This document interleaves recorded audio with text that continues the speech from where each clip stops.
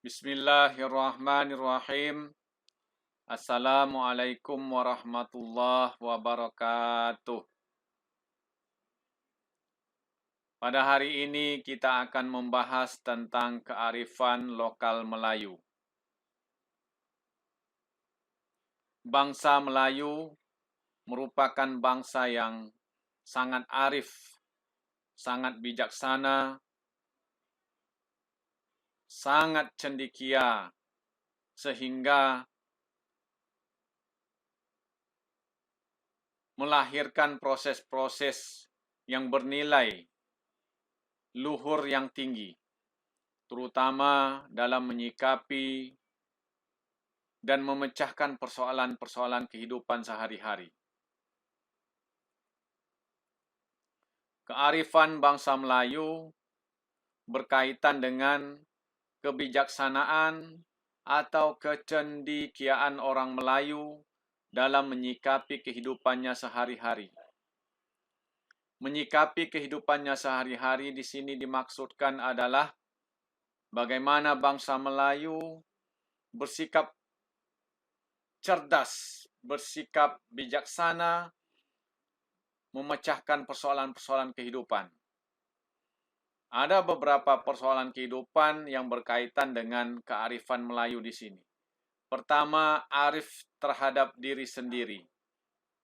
Dan ini merupakan unsur utama sebelum arif terhadap sosial budaya dan alam semesta.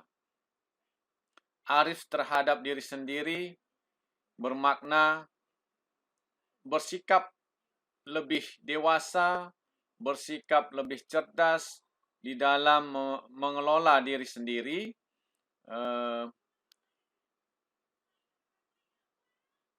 dalam kaitannya dengan alam lingkungan yang lain. Apabila seseorang sudah lebih bijaksana terhadap diri sendiri, insya Allah dia akan lebih bijaksana terhadap hal-hal yang lain. Setelah diri sendiri,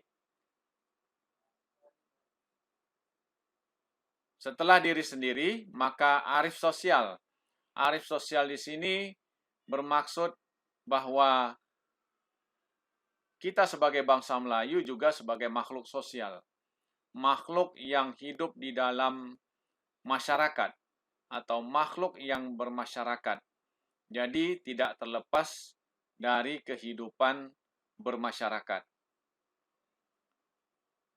Nah, di dalam pergaulan sosial, bangsa Melayu mempunyai kearifan tersendiri. Selanjutnya, arif budaya.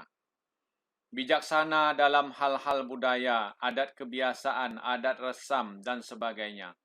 Ini juga sangat berpengaruh terhadap peri kehidupan bangsa Melayu sejak zaman dulu hingga zaman berikutnya. Poin keempat adalah arif alam semesta. Nah, arif terhadap alam semesta ini berkaitan dengan ekologi bangsa Melayu. Bagaimana bangsa Melayu mengelola sistem ekologis dalam kehidupan mereka.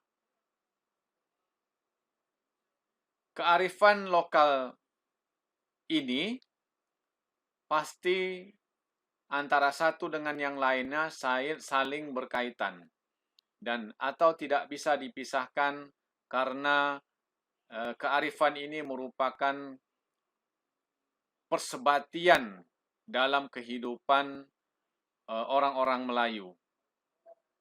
Nah, persebatian ini melahirkan nilai-nilai luhur yang sangat ramah, yang sangat menghargai dan toleransi, sehingga bernilai kearifan bagi kehidupan secara universal.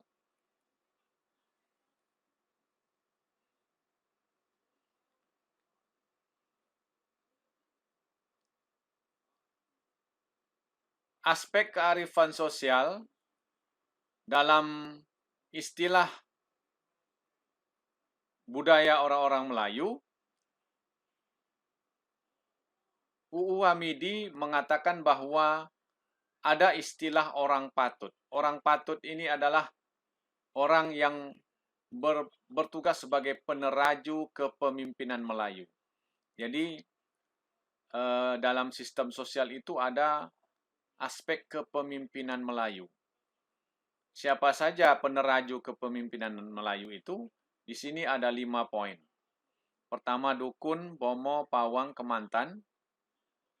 Dulu istilah dukun, bomo, pawang, kemantan itu merupakan istilah yang positif. Orang-orang pandai, orang-orang yang terpandang di dalam masyarakat, yang mempunyai ilmu-ilmu secara positif. Ada yang berperan seperti tabib atau dokter pada zaman sekarang, tetapi akibat pergeseran makna dan akibat pergeseran perilaku dukun, bomo, pawang, kemantan, maka terjadilah pergeseran makna dari yang positif ke negatif. Padahal dalam budaya Melayu, dalam kearifan Melayu, mereka ini termasuk orang-orang yang sangat dihormati. Kemudian ada guru silat. Guru silat di sini adalah lambang sebagai tenaga pendidik di dalam suatu perguruan persilatan yang tidak hanya mengajarkan tentang gerak-gerak ketangkasan bela diri, tetapi juga memasukkan atau mengajarkan tentang nilai-nilai kemanusiaan, kebudayaan, dan kearifan bagi para murid. Kemudian ada pemangku adat.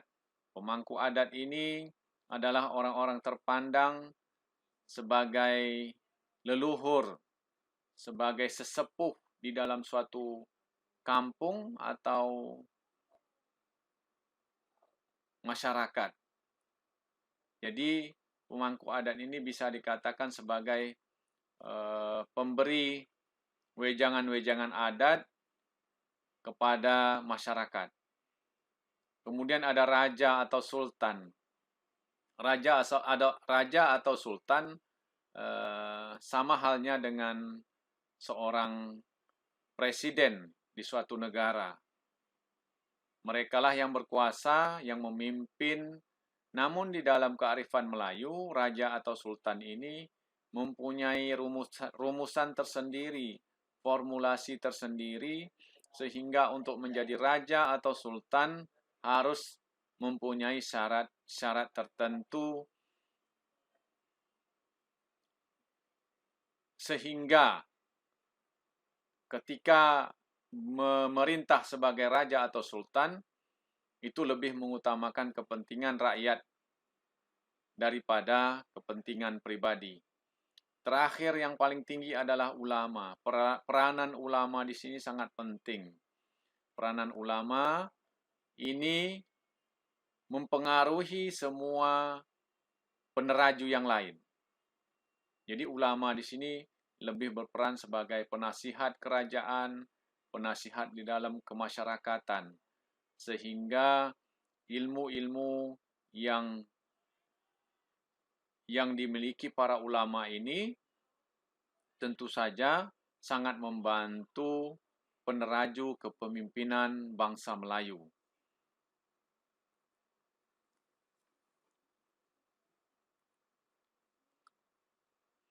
Nah, di dalam kearifan sistem sosial ini, pada mulanya dukun itu memelihara manusia dan alam. Jadi antara manusia dan alam mempunyai hubungan tersendiri.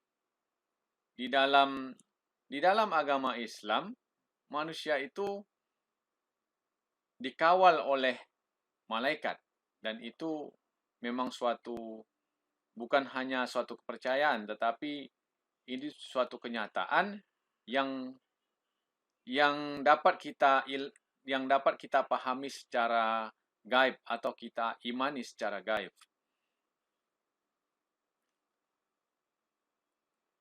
Nah, pengawalan manusia melalui malaikat-malaikat Allah ini membuktikan bahwa manusia dan alam yang lain saling berinteraksi. Demikian juga dengan makhluk-makhluk yang lain. Dalam pandangan bangsa Melayu dulu, setiap makhluk hidup itu ada pengawalnya. Nah, alhasil tidak berani merusak alam.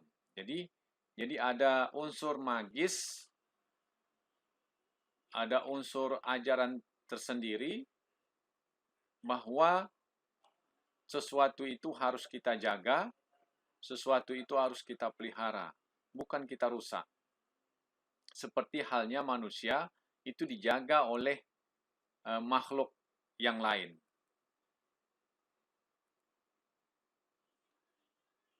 Kemudian pemangku adat, orang-orang terpandang yang dituakan di dalam suatu masyarakat itu bertugas menciptakan keharmonisan antar warga adat. Jika terjadi perselisihan, persengketaan, maka disitulah letak peranan pemangku adat sebagai jalan tengah untuk mengorak atau menguraikan benang kusut yang terjadi di tengah masyarakat. Nah, pemangku adat ini contohnya adalah batin atau penghulu. Kalau sekarang kepala desa. Di Bengkalis sendiri pada zaman dahulu ada batin Senggoro, batin Sendera, kemudian ada juga batin Solapan di daerah Sakai. Ini merupakan pucuk-pucuk pimpinan sebagai pemangku adat. Nah, kemudian ada ahli adat. Ahli adat ini disebut juga monti atau tongkat. Kemudian ada penindak. Penindak ini adalah hulu balang. Sebagai kalau kita kaitkan zaman sekarang, mereka ini adalah para polisi pamong praja atau bisa juga polisi. Kemudian di dalam sistem sosial ada sanksi. Ketika masyarakat atau warga melakukan suatu perbuatan yang melanggar adat, maka ada sanksi tersendiri. Misalnya ada sanksi berdamai, ada membayar denda, ada bersumpah, ada diusir, dan sebagainya. Sanksi-sanksi ini merupakan sanksi yang dibuat secara bersama di dalam suatu lingkungan sistem sosial bangsa Melayu.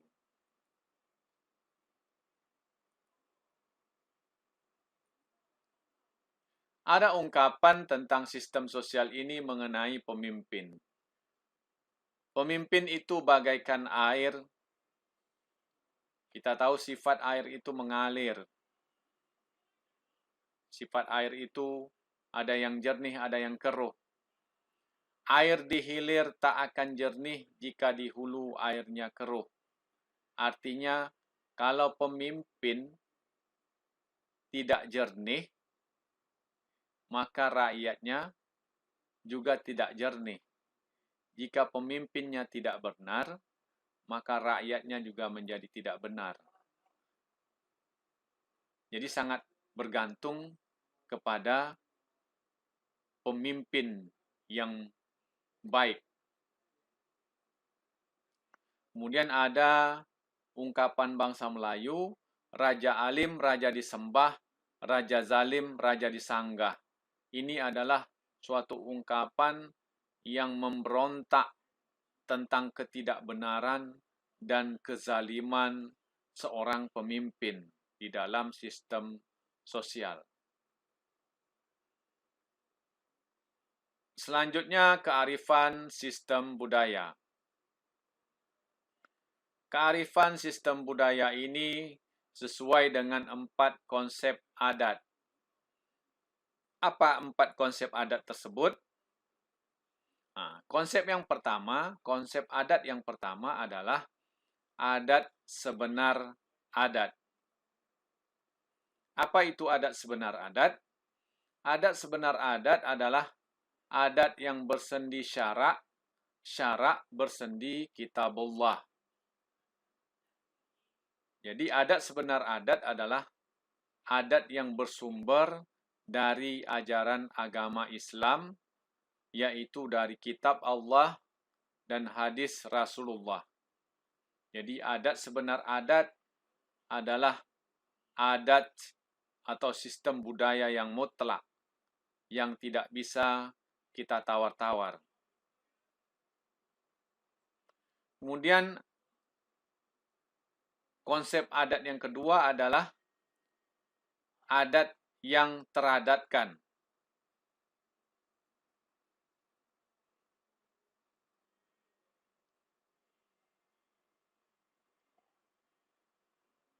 Adat yang diadatkan. Adat yang diadatkan ini maksudnya adalah adat yang ada, yang hidup di tengah masyarakat, yang merupakan sistem nilai-nilai sosial di dalam kehidupan bermasyarakat, yang kadang-kadang tidak tertulis, tetapi dia hidup di dalam masyarakat.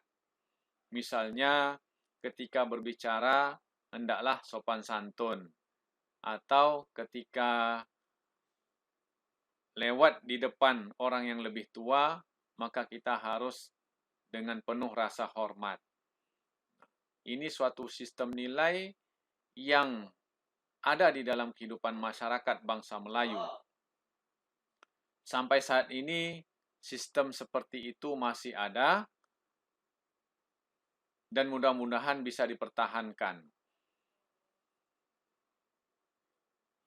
Konsep adat yang ketiga adalah adat yang teradat. Konsep adat yang teradat ini adalah sistem adat budaya bangsa Melayu yang dirumuskan oleh para pembesar, para pemimpin, yang termaktub secara tertulis di dalam peraturan perundang-undangan. Nah, untuk saat ini, situasi sekarang ini, sebagai contohnya adalah perundang-undangan yang disahkan dan dibuat oleh pemerintah melalui Dewan Perwakilan Rakyat. Kemudian juga ada peraturan-peraturan yang dibuat di sistem lingkungan yang lebih kecil, misalnya kabupaten, kecamatan, desa, kelurahan. Yang jelas, konsep yang ketiga ini berkaitan dengan sistem peraturan yang dirumuskan oleh peneraju kepemimpinan. Konsep yang keempat adalah adat kebiasaan atau adat resam. Adat kebiasaan ini merupakan adat yang berkaitan dengan kehidupan kita sehari-hari. Bagaimana adat kita ketika minum, bagaimana adat kita ketika makan, bagaimana adat kita ketika tidur, dan itu terkonsep di dalam adat kebiasaan atau adat resam. Poin yang keempat adalah kearifan alam atau ekologis. Secara fisik, bangsa Melayu mempunyai 3 kearifan ekologis. Pertama, kearifan terhadap air. Di mana letak air ini? Misalnya di sungai, bagaimana bangsa Melayu mengelola sungai, memperlakukan sungai, atau suak yang lebih kecil, kemudian yang lebih besar adalah laut. Nah, bagi bangsa Melayu, air ini merupakan suatu sumber kehidupan yang harus dijaga. Makanya di dalam sistem kearifan lokal ekologis bangsa Melayu, air ini menjadi hal utama yang harus dipelihara. Makanya sangat pantang jika ada pencemaran-pencemaran terhadap air.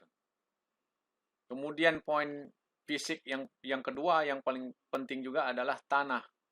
Bagi bangsa Melayu, tanah ini juga merupakan sumber kehidupan. Air merupakan sumber kehidupan, tanah merupakan sumber kehidupan. Tanah di darat, di laut, tanah gambut, dan sebagainya. Dalam ajaran bangsa Melayu, tanah ini juga merupakan suatu kehormatan. Mengapa demikian? Karena seluruh manusia diciptakan dari tanah dan akan kembali ke tanah. Kemudian aspek fisik yang ketiga adalah hutan. Hutan juga merupakan sumber penghidupan bagi bangsa Melayu. Karena itu, hutan juga harus dijaga, dipelihara. Nah, begitu hebatnya bangsa Melayu, maka dalam suatu perkampungan ada disebut hutan ulayat, hutan lindung, dan ini harus dijaga dan memang dijaga di dalam adat istiadat bangsa Melayu. Karena hutan ulayat, hutan lindung ini merupakan hutan adat yang mendapat perlakuan khusus. Nah, ini kearifan ekologis berkaitan dengan bentuk fisik ini, ketiganya saling berkaitan dan ketiganya dikelola oleh orang-orang Melayu dengan sistem pantang larang. Sehingga bangsa Melayu sangat menjaga dengan sistem pantang larang tersebut. Di dalamnya memuat tunjuk ajar bagaimana orang-orang Melayu seharusnya memanfaatkan air, memanfaatkan tanah, dan mengelola hutan dengan baik. Selanjutnya ada kearifan yang berbentuk hayati tentang makhluk hidup, bagaimana bangsa Melayu memanfaatkan flora, tumbuh-tumbuhan, bagaimana bangsa Melayu memanfaatkan fauna, hewan. Sudah jelas orientasi kearifan ekologis hayati bangsa Melayu ini sangat erat juga kaitannya dengan Islam. Hasil hayati yang tidak sesuai dengan nilai-nilai Islam, maka itu tidak dikelola dan tidak diusik oleh bangsa Melayu untuk memenuhi kebutuhan hidup sehari-hari. Benda-benda yang haram, makhluk-makhluk yang haram, itu tidak mungkin menjadi hasil pengolahan kearifan ekologis bangsa Melayu. Selanjutnya, fungsi alam. Alam yang terkembang menjadi guru. Begitulah ungkapan bangsa Melayu tentang fungsi alam. Alam yang terkembang menjadi guru. Artinya di dalam alam itu banyak sekali nilai-nilai pendidikan, banyak sekali nilai-nilai pembelajaran yang dapat kita timba, yang dapat kita ambil sebagai pemenuhan kebutuhan penghilang haus dahaga di dalam kehidupan sehari-hari. Jadi fungsi alam di sini adalah sebagai ruang hidup. Bagaimana bangsa Melayu bisa memanfaatkan alam itu sebagai ruang hidup untuk kehidupan mereka. Dalam arti kata, pemanfaatan sebagai ruang hidup itu tidaklah berlebih-lebihan. Karena bangsa Melayu tahu benar bahwa sesuatu yang berlebih-lebihan itu tidak akan mendatangkan suatu kebaikan. Dan ini merupakan ajaran yang tertera di dalam Islam. Kemudian fungsi alam sebagai budaya. Alam secara arti luas akan melahirkan, akan membentuk budaya-budaya tersendiri. Seperti kita ketahui bahwa aspek budaya itu dipengaruhi oleh alam dan zaman. Jadi, salah satu faktor alam akan mempengaruhi kemajuan kemunduran budaya. Di budaya akan lahir juga ditopang oleh unsur-unsur alam yang semula jadi.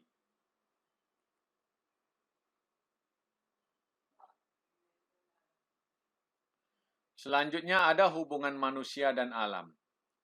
Hubungan manusia dan alam bagi bangsa Melayu merupakan suatu hal yang lazim. Pada awal tadi sudah saya jelaskan bahwa antara manusia dengan alam itu saling menjaga, saling memerlukan. Sehingga manusia atau bangsa Melayu tidak mungkin merusak alam itu.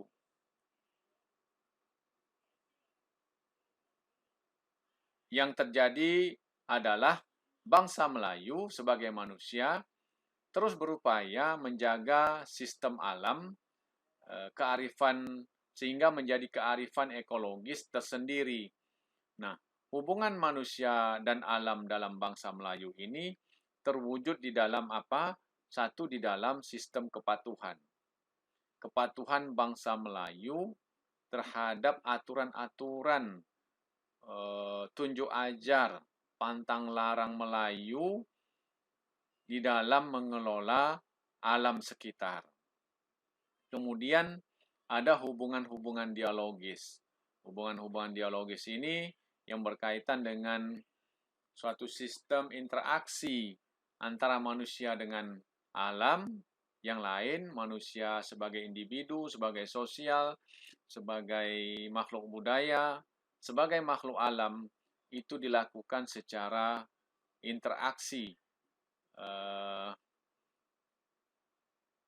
baik interaksi satu arah maupun interaksi beberapa arah. Nah, antara peneraju-peneraju kepemimpinan juga sangat berperanan penting di dalam menjaga hubungan manusia dan alam ini.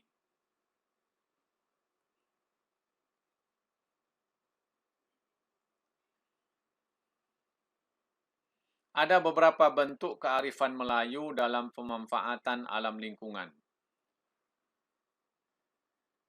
Hubungan manusia dan alam tadi. Kemudian ada pembagian ruang. Di dalam hubungan itu ada pembagian ruang. Apa ruangnya? Ada kampung. Kampung ini untuk apa? Kampung ini sebagai tempat hidup, tempat tinggal. Maka dalam ungkapan Melayu dulu, pasti kita ingat kampungmu di mana, maka di situ merujuk kepada suatu tempat hidup atau tempat tinggal. Kemudian ada kata dusun. Kata dusun. Dusun ini merupakan tempat berkebun, tempat bercocok tanam, kebun. Kemudian ada peladangan. Peladangan ini khusus padi dan palawija. Kemudian ada hutan. Pembagian ruang seperti ini dalam kaitannya dengan pemanfaatan alam lingkungan. Kemudian dalam hubungan manusia dan alam juga kita mengenal, bangsa Melayu mengenal teknik apa? Teknik berladang. Kemudian teknik memilih tanaman, teknik bercocok tanam, dan ini juga harus sesuai dengan kondisi untuk menjaga lingkungan alam sekitarnya. Makanya dalam teknik berladang dan sebagainya ini bangsa Melayu memilih, benar-benar memilih alat-alat agar alam lingkungan terjaga dengan baik, tidak dirusak. Nah, kemajuan zaman, saya katakan tadi, kemajuan zaman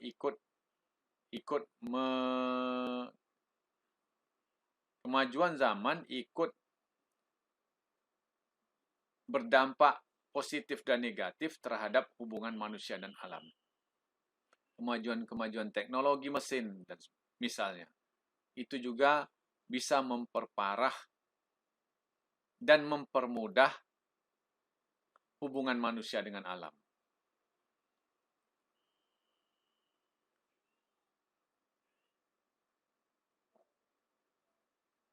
Selanjutnya ada ekologi sosial. Dalam ruangan kehidupan ini berkaitan dengan ekologi sosial adalah ada yang kita sebut sebagai pedalaman. Nah, kehidupan sosial di pedalaman misalnya. Pedalaman ini dengan istilah lain daerah tertinggal, daerah terpencil dan sebagainya. Kemudian ada istilah kampung yang tadi saya sebutkan. Selanjutnya ada istilah sosial di bandar atau kota. Nah, ketiga tempat ini merupakan domisili tempat bermastautin bangsa Melayu secara universal di dalam alam sosial. Di ketiga ekologi sosial inilah, di pedalaman, kampung atau perkampungan, bandar atau perkotaan, pelabuhan inilah mencerminkan status sosial, status pendidikan, kehidupan bangsa Melayu.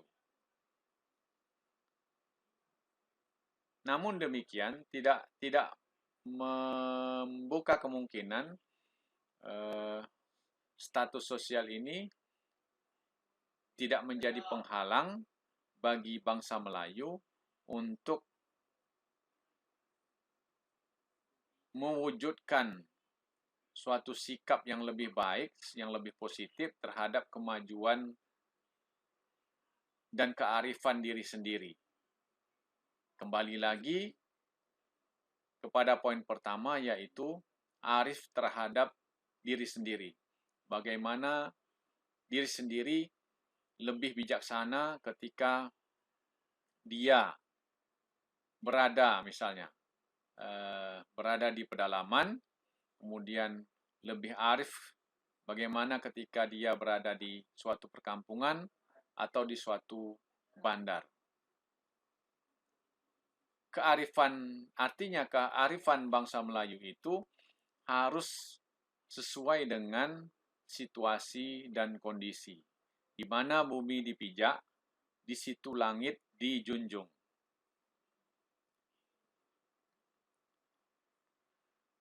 Begitu besarnya bangsa Melayu, begitu pedulinya bangsa Melayu terhadap lingkungan alam, sehingga bangsa Melayu selalu mencatat betapa indahnya alam itu dalam karya-karya sastra. Contohnya di dalam pantun. Mari kita simak pantun ini. Minta daun diberi daun, dalam daun buah bidara. Minta pantun diberi pantun, dalam pantun ada bicara.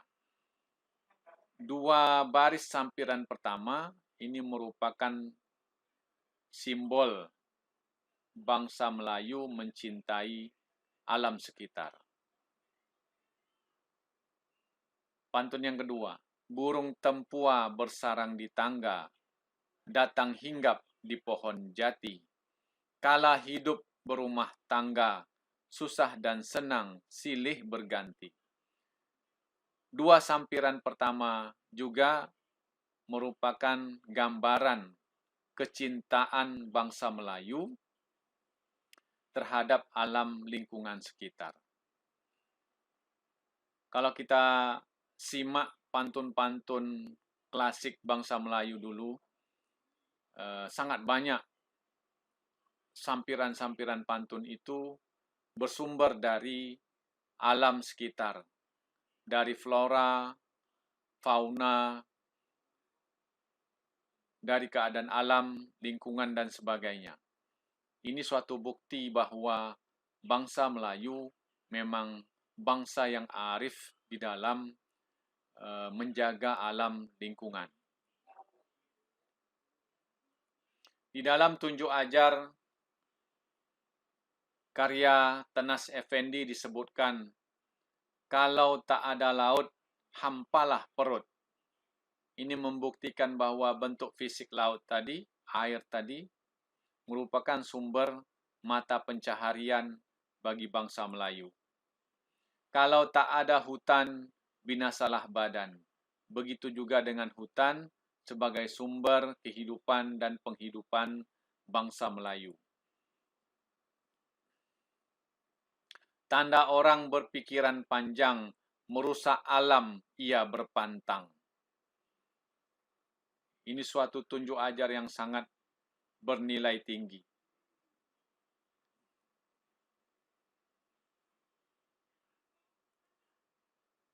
Tanda orang berakal senonoh, menjaga alam, hatinya kokoh. Orang berakal senonoh adalah orang yang berakal cerdik. Jadi orang yang berakal cerdik itu adalah orang yang selalu menjaga alam. Kalau binasa hutan yang lebat, rusak lembaga, hilanglah adat. Bayangkan begitu pentingnya menjaga hutan yang lebat. Kalau hutan binasa, rusak lembaga. Lembaga ini suatu institusi, suatu persatuan ikut rusak. Kemudian adat juga bisa binasa. Begitu pentingnya menjaga alam lingkungan hutan. Tanda-tanda orang memegang amanat, alam dijaga, petuah diingat. Jadi masih menjaga alam. Tanda orang memegang amanah, pantang merusak hutan dan tanah. Tanda ingat kepada Tuhan, menjaga alam ia utamakan. Pesan terakhir ini adalah orang-orang yang tidak menjaga alam berarti ia tidak ingat kepada Tuhan. Jadi menjaga alam bermakna juga ingat kepada Tuhan, pencipta alam.